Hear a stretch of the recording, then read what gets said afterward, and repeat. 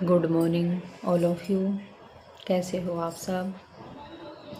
तो आज हमारी नेक्स्ट क्लास है और आज का हमारा जो टॉपिक है वह है अधिगम वक्र। तो आज का हमारा जो नेक्स्ट टॉपिक है जिस पर हम आज चर्चा करने वाले हैं वो है अधिगम वक्र। कौन सा है? अधिगम वक्र। अब ये क्वेश्चन बनता है कि अधिगम वक्र से जो था वह किसके द्वारा प्रतिपादित जो था वह किया गया था।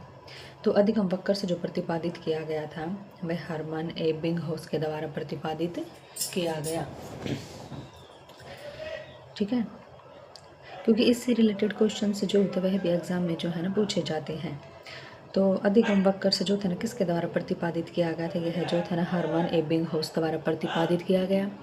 और कब किया गया था? वह जो था ना वह 1885 में ही जो था वह किया गया था। तो कब किया गया था? 1885 में ही किया गया था।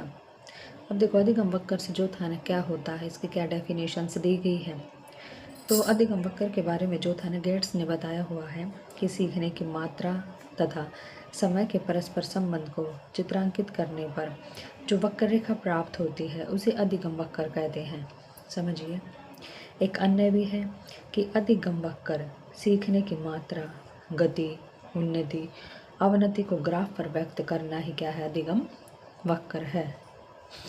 अधिगम वक्र से जो था ना क्या होता है कि लर्निंग से अधिगम यानी कि हम जो लर्निंग्स करते हैं उसकी मात्रा, उसकी समय, उसकी गति, उसकी उन्नति की हम जो लर्निंग करते हैं वह किस मात्रा में करते हैं, किस गति से करते हैं और लर्निंग करने पर हमारी कितनी उन्नति अवनति होती है, इन सब को जब हम एक ग्राफ पर चित्रांकित करते हैं तो उसे ही क्या कहा जाता है? अधिगम वक्र कहा जाता है। जब लर्निंग में इस प्रकार से जो था ना उतार चढ़ाव जब आता है, कैसे आता है? इस तरह से जब उतार चढ़ाव जब अधिगम्स में होता है ना उसी को ही अधिगम्स वक्र कहते हैं। कहते सीखने की जो हमारी मात्रा है, गति होती है उसमें हमारी उन्नति अवनति किस प्रकार से हम लर्निंग करते हैं तो उसको ही जो था ना अधिगम वक्र कहा जाता है। क्या कहा जाता है? अधिगम वक्र कहा जाता है। क्योंकि कई बार एग्ज़ाम में एग्जामिनर से जो होता है ना इस तरह की डेफिनेशन से दे के और ऑप्शंस में 4 ऑप्शन दे देगा और ये पूछ लेगा कि यह जो डेफिनेशंस थी किसके द्वारा दी गई है। वैसे तो कुछ और भी डेफिनेशंस दी गई है लेकिन इसमें सबसे ज़्यादा जो इम्पोर्टेंट डेफिनेशंस बताई गई वह है गेट्स ने बताई हुई कि सीखने की मात्रा तथा समय के परस्पर संबंध को चित्रांकित करने पर जो वक्र रेखा प्राप्त होती है उसे अधिगम वक्र कहते हैं। ठीक है, इस तरह से याद रखना है कि जब सीखने की मात्रा, गति, उन्नति व अवनति को ग्राफ पर व्यक्त किया जाता है जिनसे हमें पता चलता है कि हमने कितनी कुछ लर्निंग्स की हुई है तो उसी को जो था अधिगम वक्र कहते हैं। ठीक है, नेक्स्ट देखिए कि अधिगम वक्र के प्रकार पूछे गए हैं। क्या पूछा गया? अधिगम वक्र के प्रकार। तो यह जो क्वेश्चन है ना ये आप लोगों को बड़े ध्यान से करना है एग्ज़ाम में, क्योंकि कई जगह पर तो जो था ना क्या है, यह एक साइकोलॉजी है, मनोविज्ञान है, यानी कि मन का विज्ञान है कि मैं कुछ कहती हूँ, दूसरे सर कुछ और कहते हैं, कोई और टीचर जब स्टडी कराते हुए कुछ और कहता है।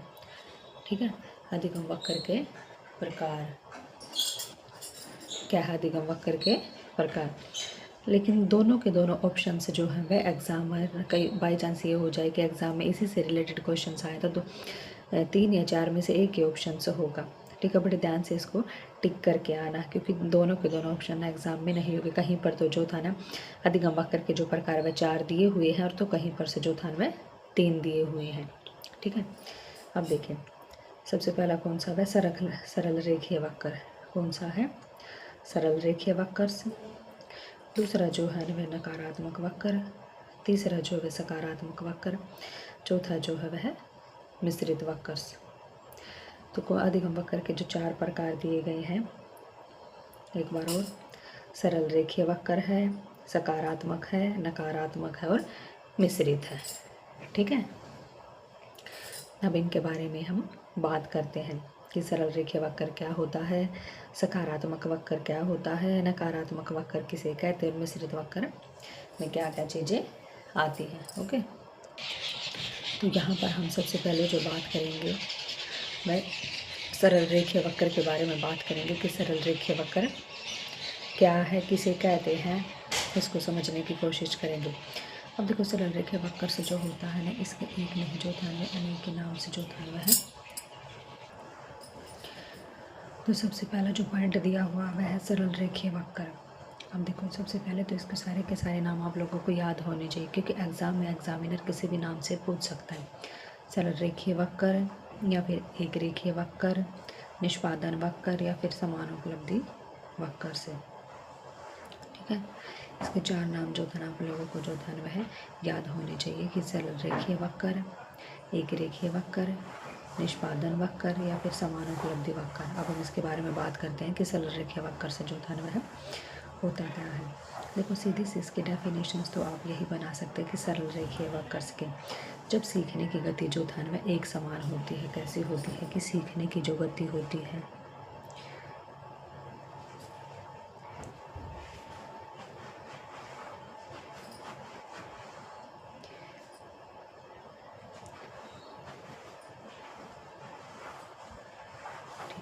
सीखने की गति एक समान हो या फिर समान समय में समान चीज़ें घटित होना, यानी कि एक के समय पर एक ही चीज़ का जो था वह घटित होना, सरल रेखीय वक्र से जो था ना उसको कहते हैं। तो हम बात करते हैं कि सरल रेखीय वक्र से जो था वह क्या है। तो क्या होता है कि सीखने की गति जब एक समान हो। अब देखो ग्राफ के माध्यम से समझने की कोशिश करते हैं। ठीक है,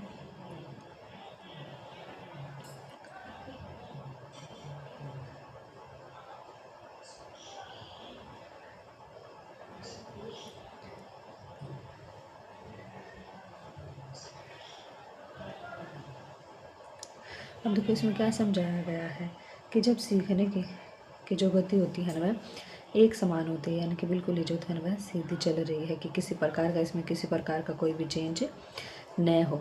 जब सीखने की गति एक समान हो तो उसी को सरल रेखीय वक्र कहते हैं, एक रेखीय वक्र कहते हैं, समानुपलब्धि वक्र भी कहते हैं या फिर निष्पादन वक्र भी कहा जाता है। ठीक है, इसके नाम से पता चला, इसके सारे के सारे नाम आप लोगों को याद होने चाहिए। ठीक है, नेक्स्ट बात करते हैं। तो दूसरा पॉइंट कौन सा है, नकारात्मक वक्र किसे कहते हैं। अब देखो इसके भी जितने भी नाम दिए गए हैं सारे के सारे नाम आप लोगों को याद होना चाहिए, क्योंकि एग्जामिनर किसी भी नाम से एग्जाम में क्वेश्चन से पूछ सकता है। इसलिए मैं कुछ भी छोड़ने की कोशिश नहीं करती हूँ, चाहे कोई छोटा टॉपिक हो या फिर बड़ा टॉपिक हो। ठीक है, अगर कोई भी चीज़ समझ में ना आए तो आप कमेंट करके मेरे से पूछ सकते हैं। ठीक है, मैं उस टॉपिक पर एक अलग से वीडियो बना दूँगी। अब देखो नकारात्मक वक्र तो क्या है, उन्तोदोदर वक्र, ऋणात्मक वक्र, घटनाशील उपलब्धि वक्र या फिर हार्श निष्पादन वक्र, या फिर इंग्लिश में जो था ना इसको क्या कहा जाता है कि किसके बारे में, नकारात्मक वक्र से जो होता है कन्वेक्स कर्वे, कन्वेक्स कर्वे। क्योंकि इसके सारे के सारे पॉइंट आप लोगों को याद होना चाहिए कि एग्जामिनर्स नकारात्मक वक्र के नाम से भी क्वेश्चन पूछ सकता है, उन्नतोत्तर वक्र से भी पूछ सकता है, ऋणात्मक वक्र किसको कहते हैं, कन्वेक्स कर्वे किसे कहते हैं, इंग्लिश में भी देकर पूछ सकता है, और घटनाशील से उपलब्धि वक्र किसे कहते हैं, और हार्श निष्पादन वक्र किसे कहते हैं। इसके 6 के 6 नाम आप लोगों को याद होने चाहिए। अब इसको हम समझने की कोशिश करते हैं कि नकारात्मक वक्र से जो था वह क्या होता है। अब इसका ग्राफ हम कैसे बनाएंगे, ये देखो इसमें क्या होता है। इसकी पहले डेफिनेशन से समझिए कि नकारात्मक वक्र में जो था वह क्या होता है, लिख ही दे दूँ ताकि आप लोगों को आसानी हो जाए, कि आरंभ में सीखने की गति तीव्र होती है, बाद में मंद हो जाती है। अब जैसे इसकी डेफिनेशन को आप समझोगे ना तभी इस ग्राफ को आसानी से समझ पाओगे। तो अब देखो नकारात्मक वक्र से जो था ना इसकी क्या डेफिनेशन से दी गई, नकारात्मक। अब इस तरह से इसको समझने की कोशिश करना कि नकारात्मक, ये नहीं सोचना कि नकारात्मक है तो कुछ नकारात्मक हो रहा, कुछ गलत हो रहा, नहीं। इस नकारात्मक में क्या होता है कि आरंभ में सीखने की गति कैसी होती है, सकारात्मक, यानी कि वह अच्छी होती है। कैसी होती है, अच्छी होती है। और बाद में कैसी हो जाती है, मंद हो जाती है। तो इसी डेफिनेशन से हम ग्राफ्स बनाते हैं कि कैसे दिखाया गया कि आरंभ में हमारे सीखने की जो गति होती है वह ऐसे ऐसे ऐसे ऐसे चलती, लेकिन बाद में ऐसे नीचे आ जाती है। कि आरंभ में कैसी होती है, वह तीव्र होती है और बाद में जब वो इस तरह से नीचे आती है तो वह मंद हो जाती है। कैसी हो जाती है? वह मंद हो जाती है। तो नकारात्मक जो वक्र है, जैसे को उन्नतोत्तर वक्र भी कहा जाता है, ऋणात्मक वक्र भी कहा जाता है, कन्वेक्स कर्वे भी कहा जाता है। हार्श निष्पादन वक्र से क्या हो जाता है कि आरंभ में तो तीव्र होते लेकिन बाद में जो है उसका पतन हो जाता है, उसकी गति मंद हो जाती है। घटनाशील उपलब्धि वक्र है कि पहले घटना यहाँ से चलनी शुरू होती है फिर वह मंद हो जाती है। ठीक है, तो इसी को नकारात्मक वक्र कहा जाता है। ठीक है, फिर नेक्स्ट पॉइंट कौन सा दिया हुआ है? तीसरा पॉइंट, इसको समझते हैं। तो अब देखिए तीसरा पॉइंट कौन सा दिया हुआ है? नतोत्तर वक्र, वर्धमान वक्र, सकारात्मक वक्र और जो था ना वह कन वे कौन कहो करवे। इसके भी जो था ना 4 ही नाम से दिए हुए हैं। ननोत्तर वक्र किसे कहते हैं, वर्तमान वक्र किसे कहते हैं, कौन के करवे किसे कहते हैं, और सकारात्मक वक्र से। जिस प्रकार से नकारात्मक को समझा था, उसके नाम याद किए थे, उसी प्रकार से हम सकारात्मक को समझने की कोशिश करते हैं कि सकारात्मक वक्र से जो था वह कैसा होता है। अब देखो इसमें क्या होता है, सकारात्मक जब दिया हुआ था इसमें आप ये सोचोगे कि इसमें कुछ अच्छा हो रहा होगा। अब इसमें क्या होता है कि इसमें आरंभ में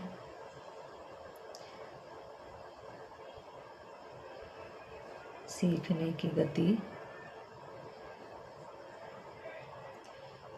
मंद होती है। कैसी होती है? मंद। बाद में तीव्र होती है। देखो दोनों में उल्टा दिया हुआ है। इसी के माध्यम से आप ग्राफ बनाओगे और इनको समझोगे।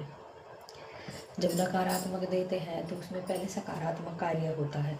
जब हम नकारात्मक के बारे में पढ़ते तो उसमें पहले सकारात्मक कार्य होता है कि गति तीव्र होती है। जब हम सकारात्मक के बारे में पढ़ते हैं तो उसमें नकारात्मक कार्य होता है, उसमें पहले जो था गति मंद होती है हमारी लर्निंग की, और बाद में जो था वह तीव्र होती है। देखो इसको ग्राफ के माध्यम से समझते हैं कि पहले क्या थी, मंद गति चली हुई थी, ऐसे ऐसे ऐसे मतलब, लेकिन बाद में जाकर क्या हो जाती है, वह तीव्र हो जाती है। कैसे हो जाती? तीव्र हो जाती है, यानी कि वह शिखर पर पहुंच जाती है। कैसे होती है? वह शिखर पर पहुंच जाती है। कैसे होती है? शिखर पर पहुंच जाती है। यानी कि जो हमारा सकारात्मक वक्र है, जिसे ननोत्तर वक्र भी कहा जाता है, वर्तमान वक्र भी जो था वह कहा जाता है, और जो था ना कौन के वे वक्र से या करवे भी जो था वह कहा जाता है। इसमें जो था वह क्या होता है कि आरंभ में हमारी सीखने की गति क्या होती है, मंद होती है, लेकिन बाद में वही गति जो होती है वह हमारी तीव्र गति से हम लर्निंग से जो था ना करते हैं, और फिर लास्ट में हमारे बिल्कुल शिखर तक पहुंच जाती है। कहाँ तक? शिखर तक पहुंच जाती है। इसी को जो था ना ननोत्तर वक्र कहते हैं। अब सबसे लास्ट पॉइंट बचा हुआ है, कौन सा है? मिश्रित वक्र या फिर एस आकार का वक्र। इसको कैसे याद रहे? तो मिश्रित वक्र याद रखो, यानी कि जिसमें मिला जुला रूप हो, या फिर यह एस आकार का बना होता है। कैसा होता है? यह एस आकार का बना होता है। कैसा होता है? वह एस आकार का बना होता है। और यह जो होता है ना, कैसा होता है? यह जो था ना उन्नतोत्तर वक्र और नतोत्तर वक्र का मिश्रित रूप होता है।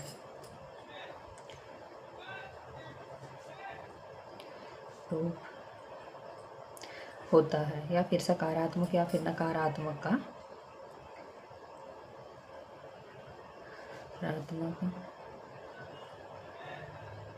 नकारात्मक का मिला जुला रूप होता है। ठीक है, किसी भी प्रकार से आप जो है इसको याद कर सकते हैं। अब इसमें जो था ना वह क्या होता है, इसका ग्राफ आप लोग कैसे बनाओगे? ये देखो, जैसे कि इसके नाम से पता चलता है कि एस आकार का होता है। कैसा होता है? यह है एस आकार का होता है, ऐसे थोड़ा थोड़ा सा एस के आकार का होता है। इसमें भी पहले कैसी होती है? धीमी गति हो जाती है, फिर यहाँ आकर तेज गति हो जाती है, फिर से क्या हो जाता है? वह धीमी गति हो जाती है। क्योंकि सकारात्मक और नकारात्मक दोनों में ही क्या होता है, एक में पहले तेज गति होती है, दूसरे में मंद गति होती है, फिर बाद में जाकर एक में तेज गति हो जाती है, दूसरे में मंद गति हो जाती है। तो इसी प्रकार से जो मिश्रित वक्र है ये एस आकार का होता है कि कभी इसमें तो जो था ना वह जो गति होती है वह लर्निंग की वह धीमी हो जाती है, कभी तेज हो जाती है, कभी धीमी हो जाती है। ठीक है, तो ये थी हमारी आज की क्लासेस जिसमें हमने जो था ना अधिगम वक्र के बारे में पढ़ा है कि अधिगम वक्र से जो था ना वह क्या होता है। इसे जो था ना हरमन एबिंगहॉस द्वारा प्रतिपादित किया गया। कब किया गया? 1885 में जो था ना इसको प्रतिपादित किया गया था। और अधिगम वक्र से जो था ना क्या हुआ, इसकी दो डेफिनेशंस बताई गई है कि अधिगम से वक्र से जो था ना किसको कहते हैं। दोनों की दोनों जो था ना आप लोगों को अच्छे से याद होनी चाहिए। इसे समझने की कोशिश कीजिए कि अधिगम वक्र क्या होता है। मैंने बिल्कुल ही आसान और सरल शब्दों में आप लोगों को समझाया हुआ है कि अधिगम वक्र से जो क्या होता है कि जब हमारी लर्निंग्स में उतार चढ़ाव आता है तो उसी को अधिगम वक्र कहते हैं। उतार चढ़ाव में क्या होता है? उतार चढ़ाव से जिससे हमारी लर्निंग में उसकी गति का, उसकी उन्नति का, अवनति का जो पता चलता है उसी को अधिगम वक्र कहते हैं। नेक्स्ट में बताया गया था कि अधिगम वक्र के प्रकार से जो था वह कौन कौन से हैं। तो अधिगम वक्र से जो था यहाँ पर उसके 4 प्रकार बताए गए हैं। क्या बताए गए हैं? 4 क्या है कि इसके 4 प्रकार बताए गए हैं। सरल रेखीय वक्र से, जैसे कि इसके नाम से पता चलता है कि जब समान समय में समान ही घटना घटित होती है या एक समय में जो था में समान चीज़ें घटित होती है उसको सरल रेखीय वक्र कहा जाता है। इसके अनेक नाम है। आप लोगों को इसके सारे के सारे नाम याद होने चाहिए। सरल रेखीय वक्र भी कहते हैं, एक रेखीय वक्र भी कहते हैं। ठीक है, इसके नाम आप लोगों को जो था ना वह याद होने चाहिए। नेक्स्ट जो था हमारा कौन सा था? वह सकारात्मक वक्र। कौन सा था वह? सकारात्मक वक्र से था। जैसे कि इसके नाम से ही पता चलता है सकारात्मक वक्र। अब इसके नाम मैंने कौन कौन से बताए थे बताओ आप लोग। सकारात्मक वक्र से जो था ना किस सकारात्मक को वर्धमान वक्र भी बोला था, नतोदर वक्र भी बोला हुआ था, कॉनकनवे जो था ना करवे भी जो था ना वह बोला हुआ था। तो सकारात्मक वक्र में क्या होता है कि इससे जब हम इसे ग्राफ पर दिखाते हैं, ग्राफ के माध्यम से इसे समझने की कोशिश करते हैं तो इसमें पहले सीखने की जो गति होती है वह हमारी मंद होती है जो कि बाद में तीव्र हो जाती है। ठीक है, नकारात्मक वक्र के भी अनेक नाम दिए हुए हैं। ऋणात्मक वक्र किसे कहते हैं, उन्नतोदर वक्र किसे कहते हैं, कन्वेक्स कर्वे किसे कहते हैं, ऋणात्मक वक्र किसे कहते हैं। इसमें क्या होता है कि इस वक्र में पहले सीखने की जो लर्निंग्स होती है वह पहले तीव्र होती है और बाद में मंद हो जाती है। तो जो था मिश्रित वक्र से ही है। जैसे कि इसके नाम से पता चल रहा है कि मिश्रित वक्र से जो था ना क्या होता है कि जो कि सकारात्मक और नकारात्मक का मिला जुला रूप होता है। और इसको अलग से अगर याद करना हो तो एस आकार का जो था ना इसमें आकृति जो है ना वह बनती है एस आकार वाला वक्र से। तो ये थी हमारे आज की क्लासेस जिसमें हमने अधिगम वक्र को पढ़ा कि अधिगम वक्र क्या है, किसने दिया, कब दिया, क्या डेफिनेशंस थी, कितने प्रकार का होता है। इन सबको हमने यहाँ पर आसानी से और बिल्कुल ही सरल शब्दों में जो है वह समझा हुआ है। फिर मिलेंगे नेक्स्ट क्लास के साथ। Thank you.